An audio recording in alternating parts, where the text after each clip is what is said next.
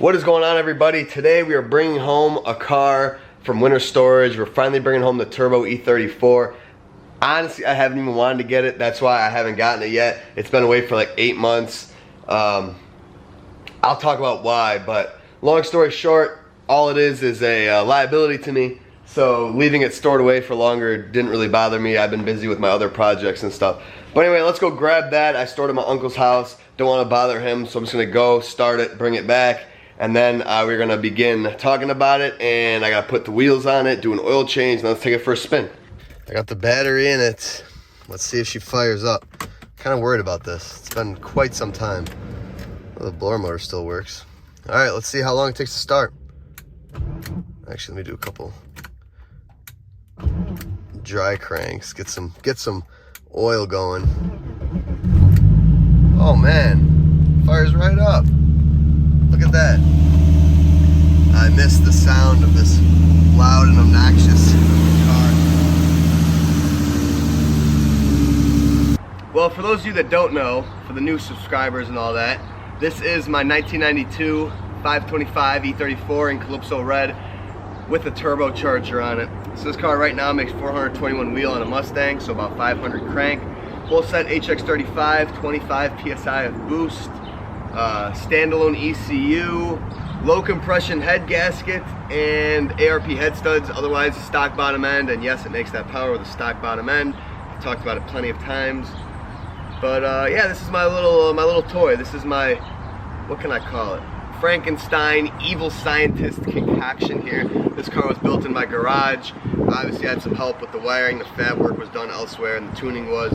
But otherwise, motor, all this stuff done here by yours truly before I YouTube, which still to this day bothers me because I regret not filming this whole whole process. But anyway, that's a little quick update on the car. We'll go around and look at some other things. Let's get the wheels and change this oil. I think I'm gonna be sick to my stomach. This is the most disgusting, foul-looking vehicle I've ever laid my eyes on. Like, oh God, Steelies that are like spray painted. This is horrible.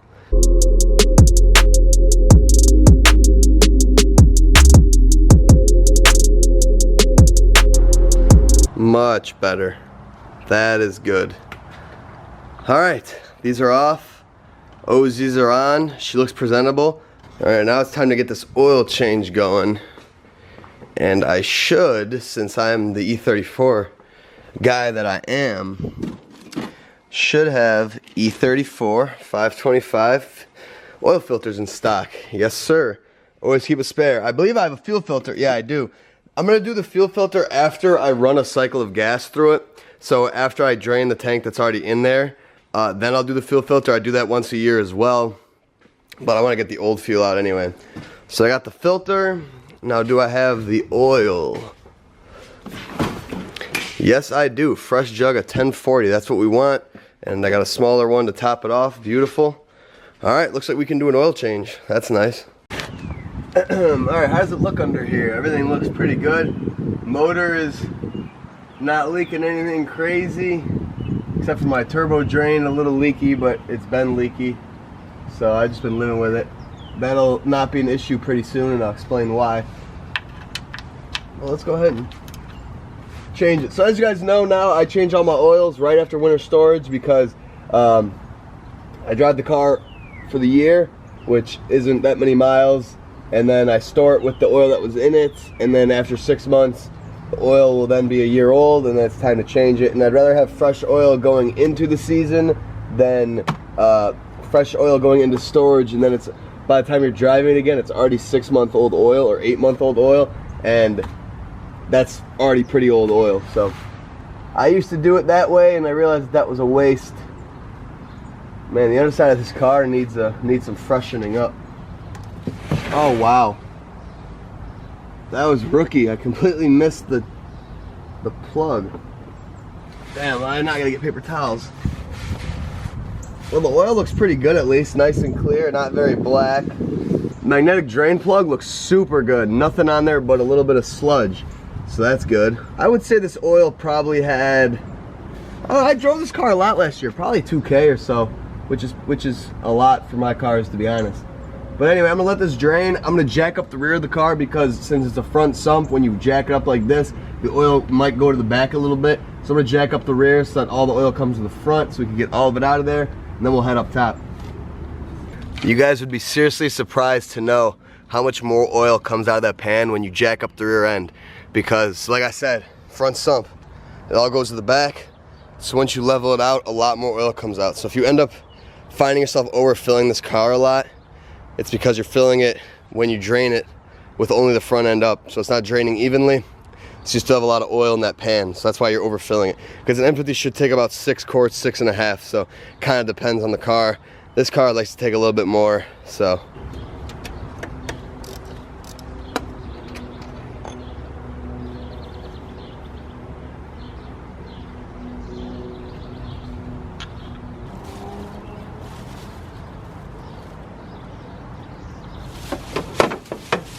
Could have been better. Oil filter looks super clean actually. There is nothing in this oil filter. No metal, no nothing like that, which is nice. Another year of turbo abuse and we got no metal in our oil, no oil that looks contaminated, drain plugs clear. This is a happy, it's a happy M50, I think. Big O-ring, little O-ring, crush washer, new crush washer, new O-ring, get a little oil on there. Bolt done. I'm not doing oil change in the sunlight in the driveway ever again. This was, I don't know why I didn't pull it in the garage. New O-ring. Now these are ready to go back in. I'm gonna put back in the drain plug. Then we're gonna add the filter, pre-lube the filter, and then add the oil. I like to lube up the top O-ring, the bottom O-ring, pop the filter in, and then I like to pre-lube it. So I like to pour a little oil on it and spill. All right, that way your filter's not dry when you start. Your cap and your bolt. I believe this is 18 foot-pounds, so snug and then a little turn.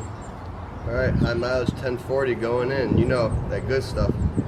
Castrol GTX.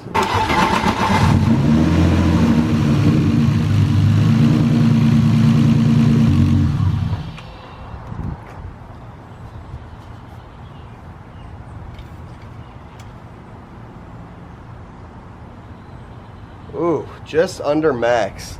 Perfect. Alrighty, so we'll monitor that after the first drive, make sure that doesn't change, but that's good where it is. So we're all wrapped up here. Let's drain the catch can if there's anything in there, because it's sat all winter, so there might be some moisture in it. And then, gotta put back on my bumper. We'll take this thing for a rip. Those of you who aren't familiar, a catch can is basically what replaces your stock PCV, or PCV, pre-crankcase ventilation. Having trouble saying that word.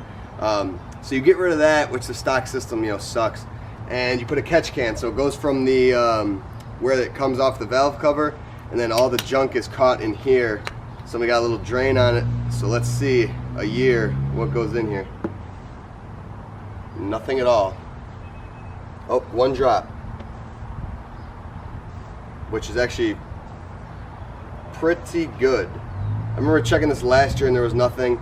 So if this thing is full, that means your motor's not very happy. It means there's a lot of blow by and it's just not the healthiest motor. So to drive a year and then even sit all winter and go to drain this and nothing come out, that's pretty good. I'm happy about that. So put this back in. Oh, and did I mention we're getting a new turbo this year? So this may be deja vu to those of you that watched me last year, because last year I bought a turbo, said I was gonna put a turbo on it, and I never did. I ended up selling it, but I was busy last year. I didn't really wanna go. The turbo I bought, I didn't really like the size of it, to be honest. It was a 69 mil Borg. It was a turbo for like LS's. I mean, it was massive. It was a 1,000 horsepower turbo. I don't think the driving dynamic would have changed much. And to be honest with you guys, I want this car to drive different than it does now. Right now, it's got this laggy hole set, which is just a crappy turbo. It's just holding the car back. That is the weakest component of this car. My fuel system's good for 1,000 horsepower. My motor is good for about 600-ish, and my turbo's dying at 420. So what we have here is a Precision 6262. I got this turbo for an absolute steal of a price. I got this turbo for 540 bucks. The MSRP on one of these bad boys is like $1,300. It's used, but not that used, supposedly. So it should be good. So I picked this thing up, and I have every intentions of throwing it on this year. And that is when we're gonna redo all the front end piping, get a retune, and hopefully see about 600. The issue is I didn't look at the AR of the exhaust housing on this turbo, and it's only a 0.63, which is kind of small, which means that this thing would make boost really quickly. There would be no turbo lag at all, which would be sweet. But when you make boost so quickly, that's when you bend rods because of all the torque.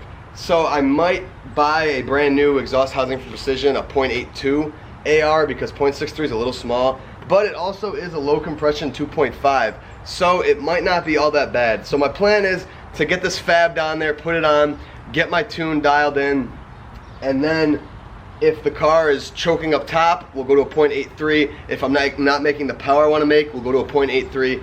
Or if we're making dangerous levels of torque at low RPM, then we will switch to a 0.83. But for now, we will run this. This isn't going to be happening, you know, right away. Honestly, I'll probably wait till I come back from my Cali trip. So this might not be till like August. Who knows? But I want to get it done this year, so something to look forward to. I'm excited for this. I'm nervous for this because the first ride is when, you know, things might happen. So I drove this back from my uncle's, but I didn't hit any boost. I wanted it to go through a heat cycle and, you know, just kind of wake back up to the world after sitting for 8 long months. So I didn't beat on it because last year, if you guys remember, I pulled this thing out of storage and drove it home, and it was like a 40-minute ride, and I blew out my valve cover gasket like right away. Like I got home and smoke everywhere. Maybe not everywhere, that might be exaggeration, but there was a lot of smoke. It was leaking pretty badly, and I think that that's because the motor didn't like to sit for 6-7 months and then just see boost. So I took it easy this time, but it's back and it should be ready to go. Oil's changed, tire pressures are good, checked off everything else. Not really all much, you know, that much to check. This car's pretty solid. It's really not, but it's good enough. So the reason I, you know, left this car sitting for so long is because, first off, I didn't have time with graduating college and all that. I didn't want this headache on my plate. I wanted it tucked away.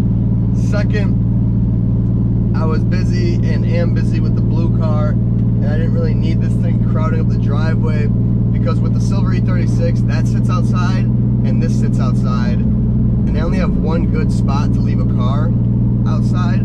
So now my driveway's gonna be overcrowded, which is a pain in the ass. And then this thing has to sit in the sun all day, and I feel bad about it. And that's why I just haven't been in a rush to pull it out.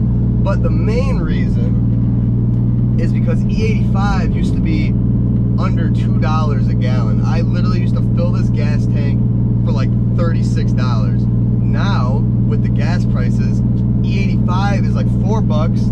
And 93, as you guys may or may not know, depending on where you live, 93 octane is like $6 here now.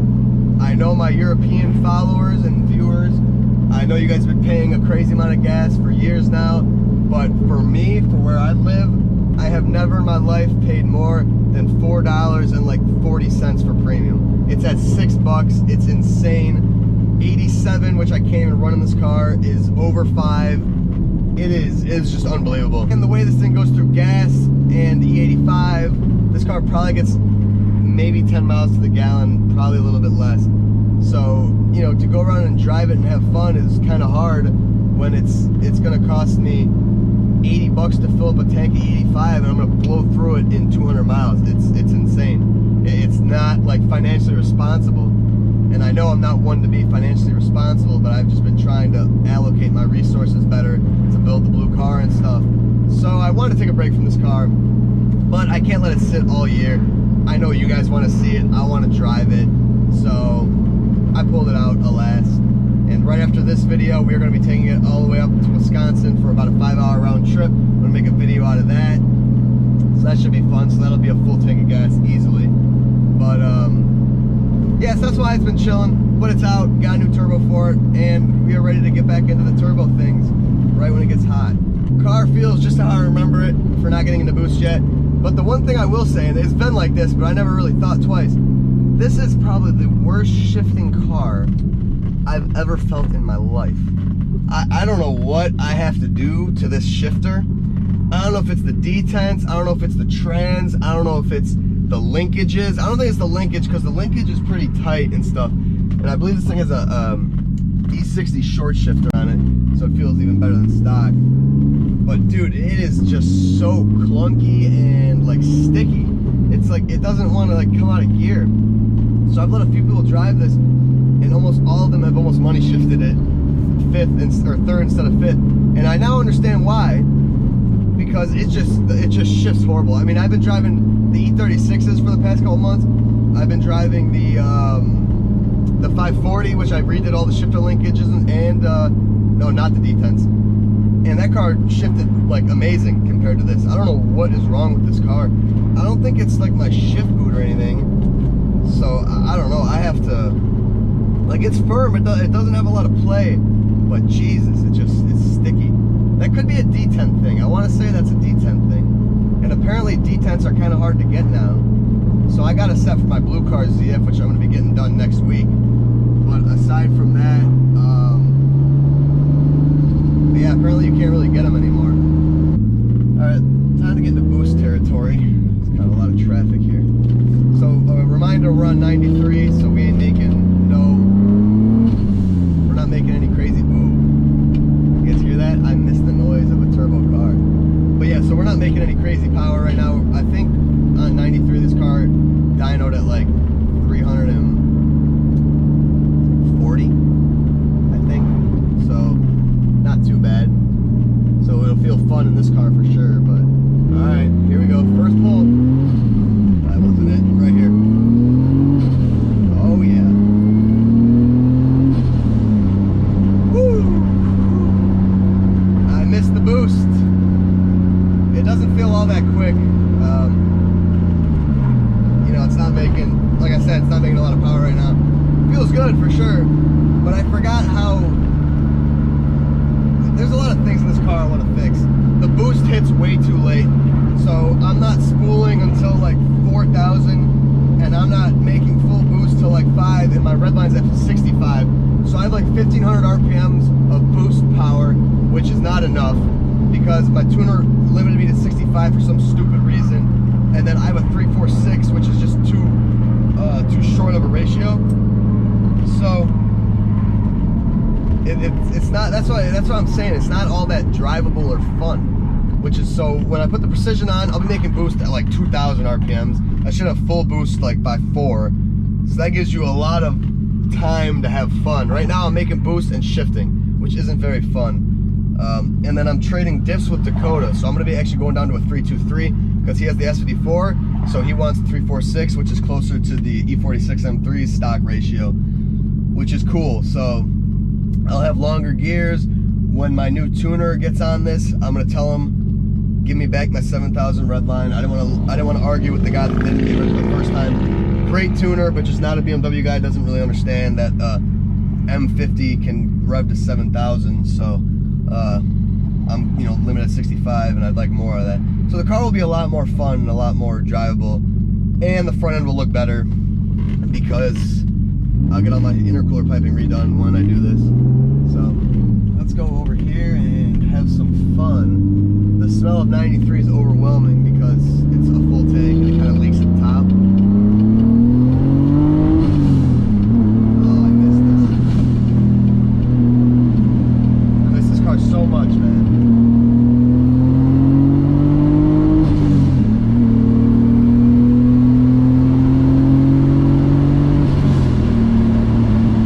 Nothing like waking up from 8 months of slumber to 20 PSI down the throat. Let me see what I peak at. Oh, only 15. Okay, so that's why I was gonna say this car feels a little bit slow even for 93. So we have 93 that has fuel stabilizer in it, and that's 8 months old. And these standalones are freaking smart. So it obviously, I have a flex fuel tune, so when there's E85 in here, it knows up the boost because there's a lot of octane. When 93 is in it, it brings down the boost, and it's usually like 19 to 20. We're seeing a peak of 15.4 because it's old gas, it's hot out, and that fuel stabilizer in there probably hurts the octane a little bit. So I shouldn't have to worry about blowing anything up because obviously the car is making safe boost for what it senses the levels are at. But yeah, we're not quick right now at all. We're making probably 300 wheel if that. So I don't want to beat on it too hard. I don't want to blow anything up. But I'm just gonna do a couple pulls, get some turbo noises.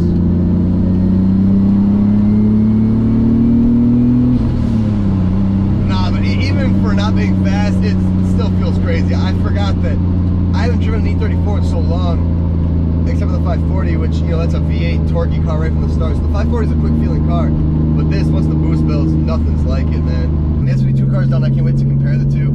That car's gonna be a lot more drivable than this. This is drivable, but it's a chore. Can I pass? Can I pass? Can I pass?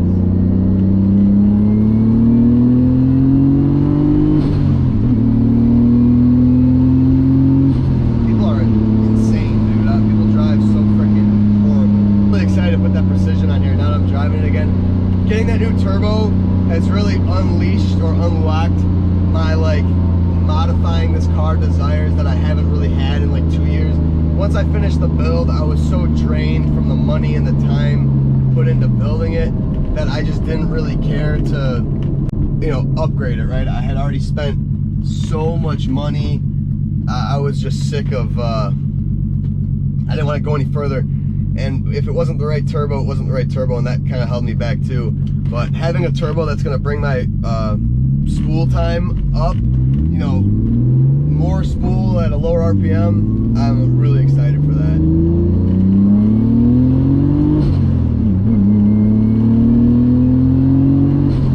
Man, I miss this car so much. Woohoo! Alrighty. Man, such a fun car. You don't even know until you drive a boosted old BMW. They're a ride.